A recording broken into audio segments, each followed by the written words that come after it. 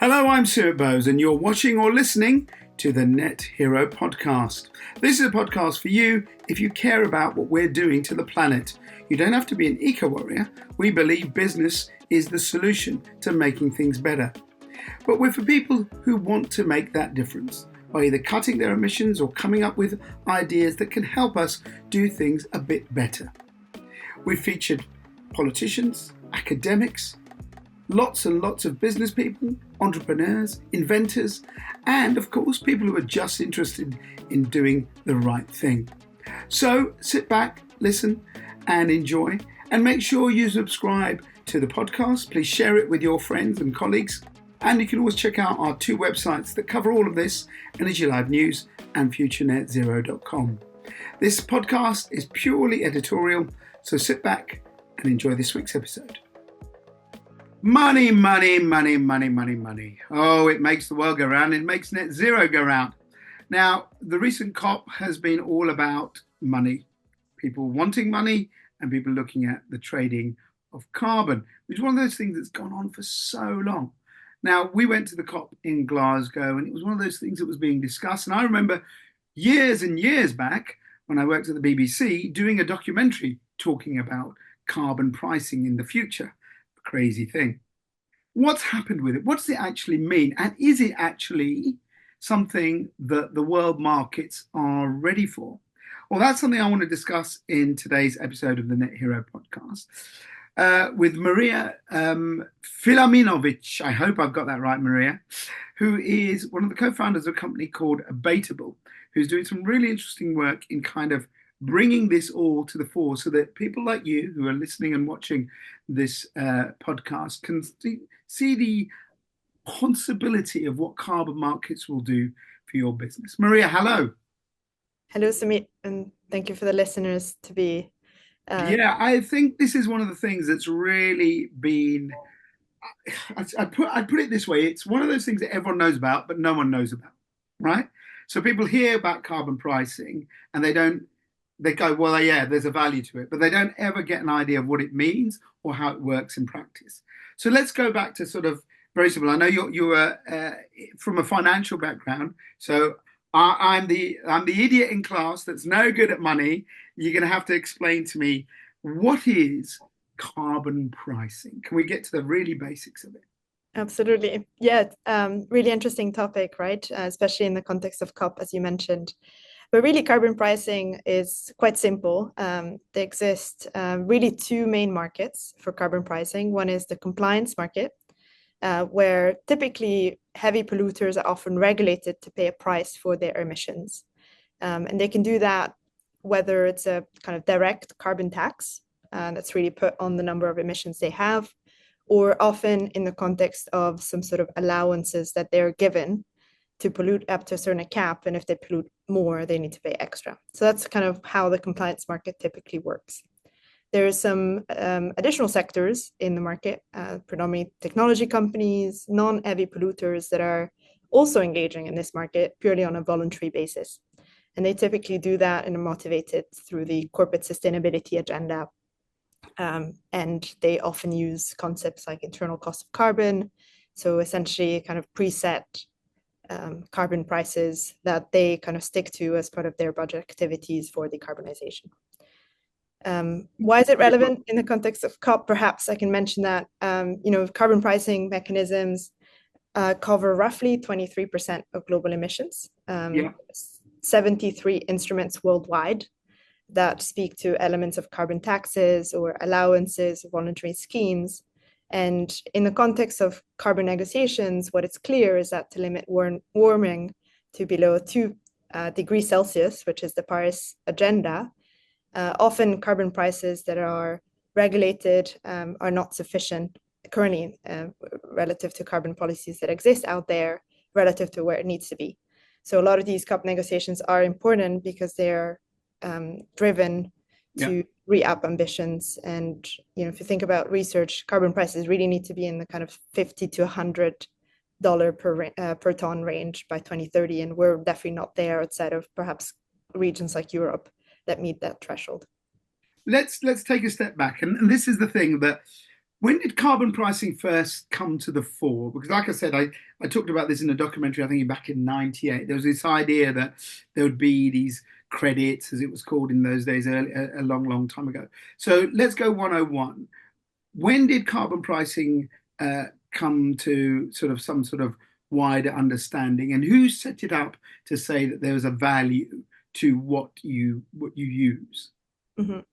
Yeah, it kind of started in the context of policy, probably around the time of the Kyoto Protocol. Okay, That was 97, yeah, yeah, correct.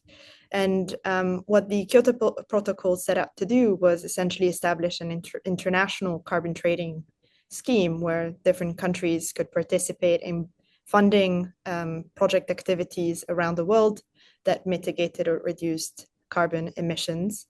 And there was this concept of fungibility, right? If you had a company in Europe, you would want to participate in carbon reduction or mitigation activities, you could fund a project, let's say in Ghana, just to pick one yeah, random example. yeah.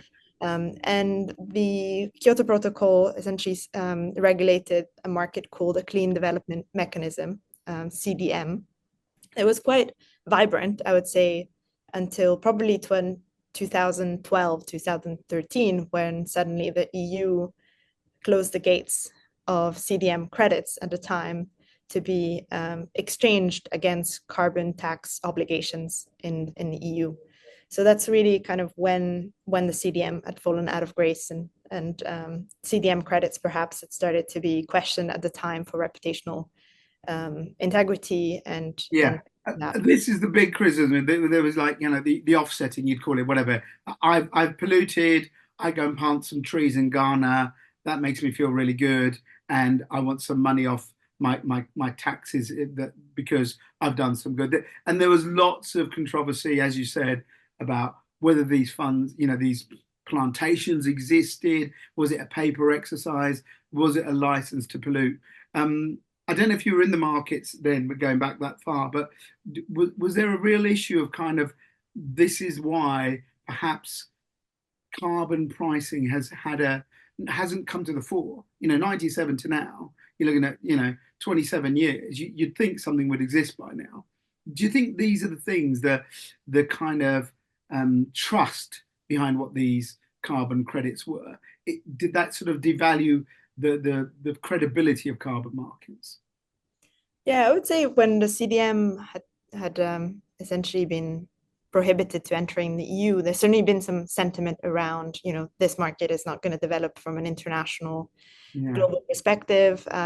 You've certainly seen a step back. There's been some private initiatives that had started at the same time. I'm thinking of the new carbon registries that are out there, whether it's Verra, Gold Standard coming out and setting up their own methodologies for how to codify integrity claims. That has also most recently been brought into question.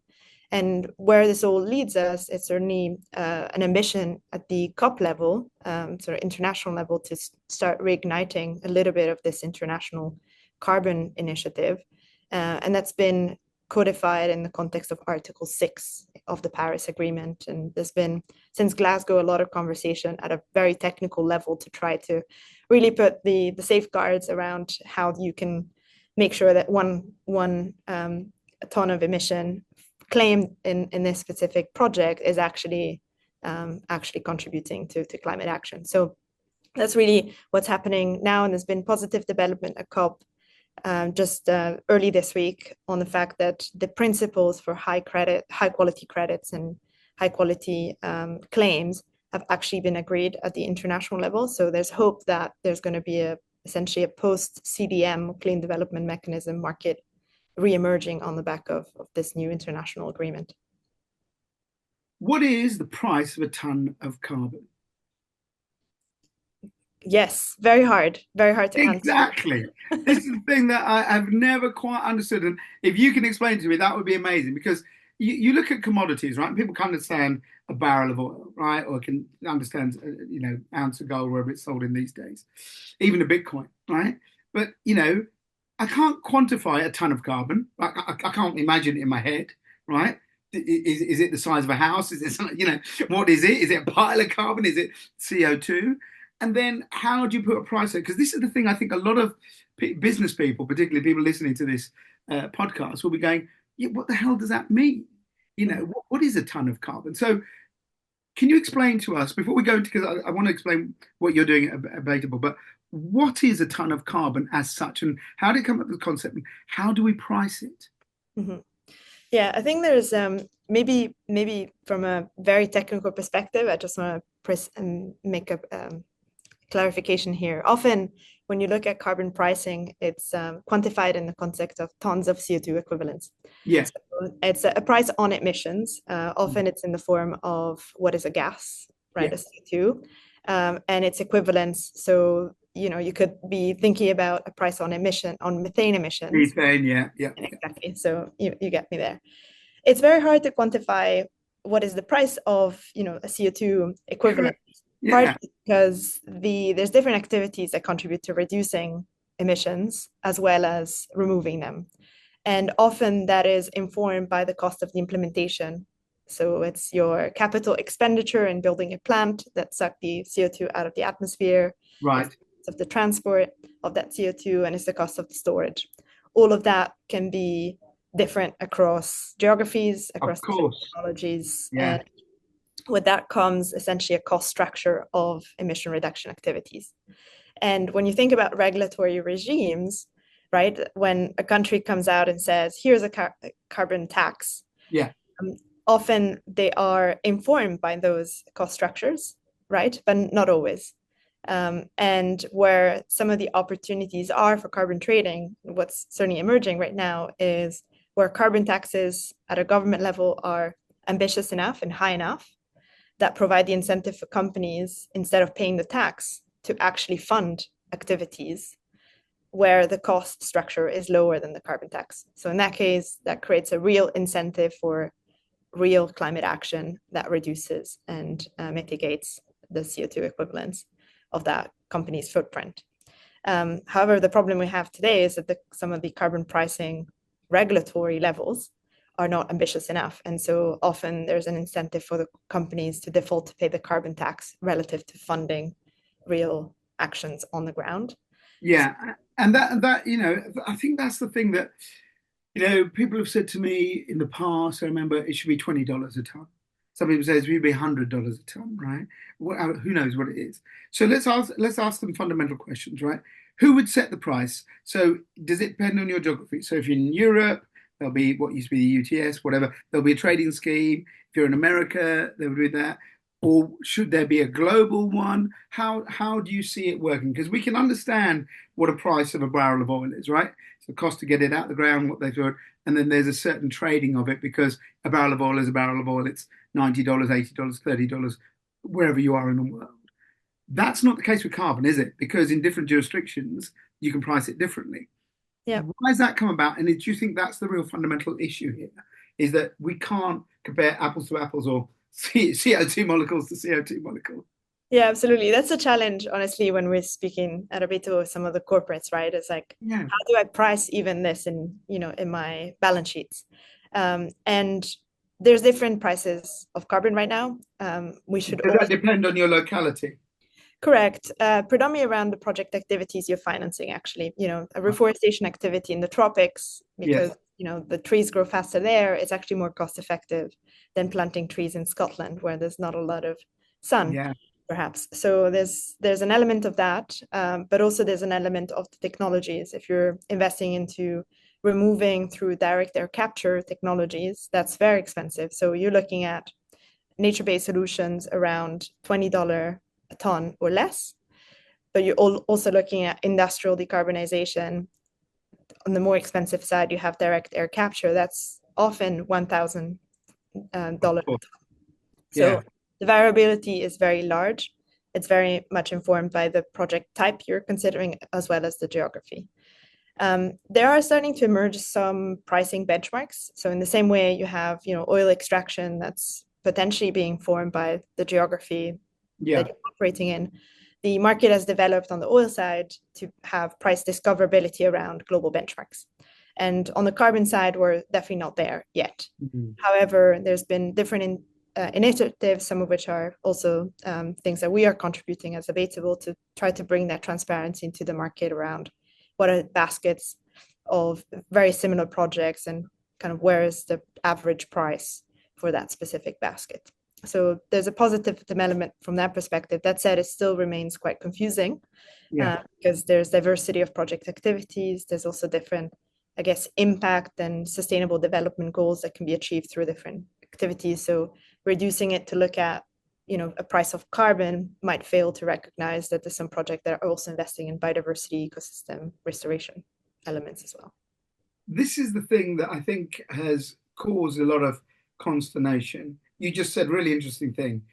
If you plant some trees in the Amazon, they grow quicker, absorb. So it's seen as more cost effective than planting it in Scotland.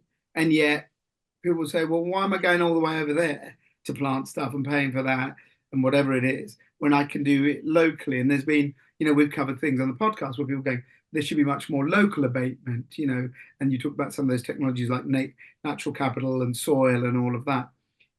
This also adds a level of complexity, isn't it? Because there are people criticizing, if you do plant 1,000, rainforest trees, brilliant, and then they'll grow quick and they'll make a big impact because they're part of the Amazon. But is that more valid or less valid than planting, 5 oaks in the back end of Buckinghamshire? Do you think all of these things are adding to the sort of confusion for big corporates, and not just big corporates, but generally for business when it comes to this whole idea of how they try and counteract their emissions? Mm-hmm. Yeah, we are certainly seeing that there's element of confusion, but I would say that also the corporates that are acting on a voluntary basis can really inform that preference. Right. They're setting their own agenda. They're often yes, it's nested within the concept of a decarbonization where carbon is the key impact KPI, but they also say, well, I'm also trying to contribute to livelihoods improvements and biodiversity. And intuitively, there's some projects where, located in the global south that might be contributing more actively to some of those causes and impact themes versus perhaps stuff that are regionally located.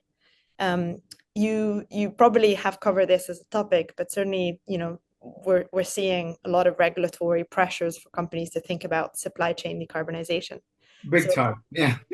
Exactly, especially in Europe, right? There's quite a lot of regulatory pressure that's building up to start looking into Scope 3 emissions and predominantly supply chain impacts. And with that, I think that's what we see corporates to start to focus on, at least, kind of mapping their supply chain where every commodity they source is kind of drawn from what ecosystem. You also have things like the TNFD, right? The Task Force for Nature-related Disclosures, that's informing what are the impact areas that need to be looked at when you think about ecosystem resilience of supply chains. So that in itself is giving pointers to organizations to then define what is their carbon procurement and what are the themes they want to be acting on. So tell us about Abatable. What does it do? Yeah, so we work with very large organizations that are interested in predominantly 2 things. One is procuring a stream of carbon credits that allow them to have visibility into not just the kind of how they're going to abate the residual emissions from all of the decarbonization and the remaining, but also start to think about the use of carbon credit and within value chains. So there's this big topic around insetting, not just offsetting. So we're going to explain that for me. What is insetting? Yeah, so insetting is essentially allowing companies to map where their value chain emissions are. So what ecosystem impact they have, they're building pressure on, and identifying some project activities and project developers within those ecosystems that do create climate positive outcomes.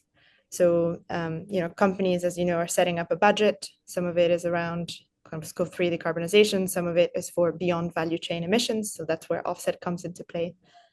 In both instances, we help organizations really understand, the project developers that exist within those boundaries and what are some of the project activities that they can help fund. So that's one part of what we help companies with. We also, in a more kind of financial savvy way, help them trade some of the credits if they want to be buying them on a spot basis So part of what I've mentioned earlier around price discoverability of specific project types and things like that, that's also something that we bring into this conversation. So it's not just helping them source credits or work with project developers on the ground, but is also helping them structure and also help with data intelligence, to make sure that whatever they back is competitive, and there's an element of cross validation in front of the board, as well. When you look at all of this, it sounds so flipping complicated. Man, it's going to explode. If I'm a business person, I don't want to know about this. I just want to do my business, and I want to go, actually, I want to do less harm and do more good. Is there a thing that maybe you're doing or you see other companies doing where there is this knowledge gap that needs to be filled to help people understand? I don't think there's anyone going to disagree with what you're saying, right? We shouldn't do this crapping on the planet. Everyone knows that. And most businesses realize that their shareholders, their customers want them to act sustainably and responsibly. And all the people that obviously they come on Fusion Net Zero, they're going to be positive about this. But generally, people, I've never found anyone saying, well, I don't want to do this. The barrier to it is complexity. The barrier to this is not enough knowledge. You've just gone through it brilliantly here, but it's a minefield, isn't it? Yeah. Yeah, I think, to be honest, we definitely see it, right? There's like companies that coming to us are quite confused about this, and that's Yeah. exactly why we exist to a certain extent, to bring. Even though they have ESG teams or whatever, it's so complicated. It definitely is. I think that ultimately I think what we're doing here and why it's important to understand the complexity is certainly around the fact that companies are inevitably taking risk by not caring, right? Yeah. And I think this translates quite nicely to a business person that's looking at managing a business. And that business has negative externalities of their activities, right? Whether it's Sure. emission or harm to the planet and the ecosystem. Yep.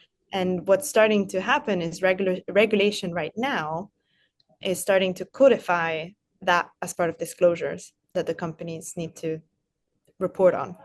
And with that comes essentially translation of the risk into financial language. And that financial language is important for the board, the stakeholders that are looking at their business and saying, hey, there's actually quite a lot of risk here, on this new framework of ecosystem risk mapping. And with that comes needing to care more and need to action more and need some level of corporate responsibility and budget that needs to be allocated. So that's really why it's important to go beyond the complexity and start acting. One of the criticisms is that it's often seen as a license to pollute. How do you make sure that there's definitive action that drops emissions, whether that be locally or globally? Because that's where the validation comes in. That's where I trust you, and that's where I trust a company by saying, okay, they've actually done something that's taken away some carbon or locked away. We're not there yet on that front, are we? No, we're definitely not there. And part of what I would say is that there's not a lot of the incentives built, whether it's regulation or from the private sector, to act now. And that's really the problem. If there were to be a price signal of a carbon tax, if you're not doing anything, the cost of inaction is $100 a ton. Yeah. And you need to pay it today, then of course you'd be able to act very quickly, because if you can finance a project that does positive good at half of that cost, you certainly would want to do that. How do you validate that the project is doing good and not just the criticism of I'm paying and I look good, the greenwashing thing that people talk about? How are you trying to validate that? Because that's going to be a very important thing as this market grows, which it will. Absolutely, yes. So there's few initiatives that are actually starting that explicitly work on this, right? One is certainly in creating a regulatory framework that codifies that you can claim 1 tons and this is how you can calculate it. There's an element of conservatism built into how you calculate it in a way that's most appropriate to reality. There's also improved measurement, reporting, and verification tools, so MRV.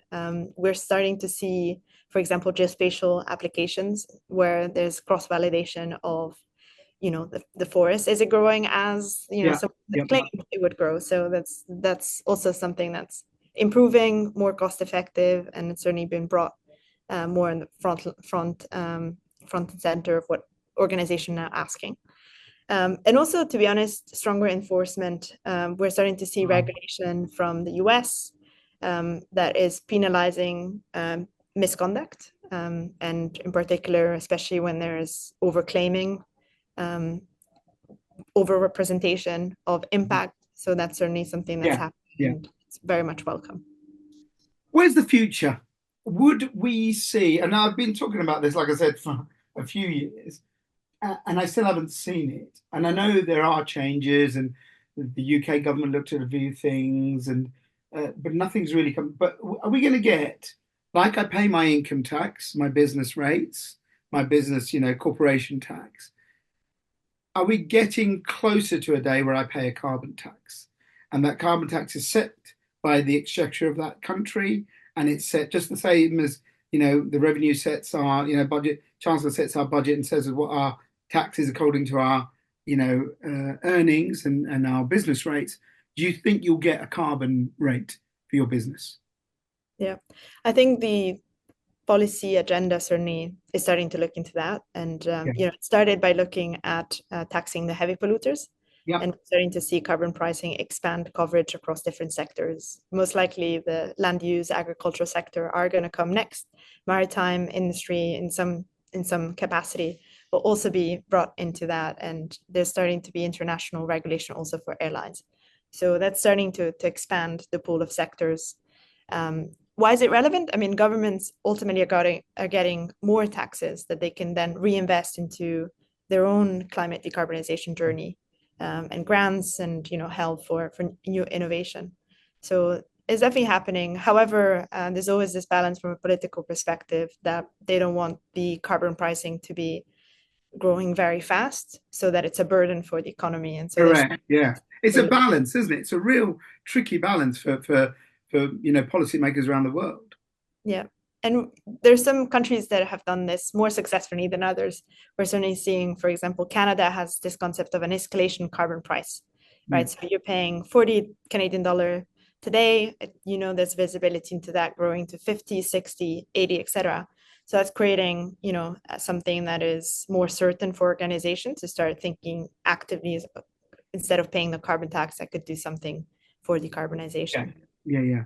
There's some governments that are not moving so ambitiously, and they're keeping the carbon tax at $5 a ton. So there's really a lot of disparity on this, but certainly the coverage of sectors is going to happen very soon. Before we end, do you believe there'll be a future where we have, like we have the stock exchange, we'll have carbon exchanges in London, Dubai, wherever it is, Manila? I mean, you're looking ahead. You're a very bright person, clearly.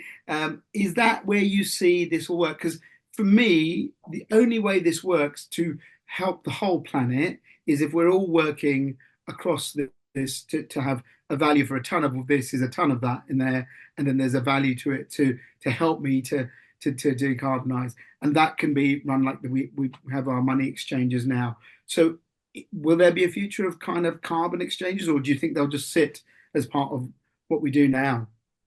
Yeah, I think they're starting to emerge, actually, which is quite interesting to see. There's quite a few that have started to build environmental markets exchanges where carbon is traded. There's also governments like Singapore that are trying to establish carbon hubs and be the host country for potentially a whole new carbon infrastructure that's emerging. So definitely yes. And hopefully we'll have our benchmarks for global carbon pricing. And Sumit, that's the day we're waiting for. Before 2050. Listen, it's been fascinating. Abatable is the site. Is it abatable.com? Correct, exactly. Right. So check it out if you're a business to have a look and get some understanding. I think you've really, for an idiot like me, you've made it clear. So thank you so much, Maria. It's been an absolute pleasure to have you on, and keep doing the good work you're doing. I think that if you bring that to businesses, I think people want to make the movement, and I think they just need help with that. So thanks for your time. Thank you so much, Sumit. Really appreciate the talk. No problems. Let me know, audience, what you think about the idea of carbon trading and carbon pricing. Have you looked at it? Have you explored it? Do you have any idea what it means? And hopefully you'll get a bit more guidance if you have a look at what they're doing at Abatable. Get in touch if you'd like to be on the podcast. It's nethero@futurenetzero.com. Until the next episode, from me and Rob and our production team, adios. You've just heard the Net Hero podcast from futurenetzero.com. Join us as we help you find ways to cut your carbon footprint as we head towards net zero. Subscribe and follow us on social media. futurenetzero.com. Better business, better planet.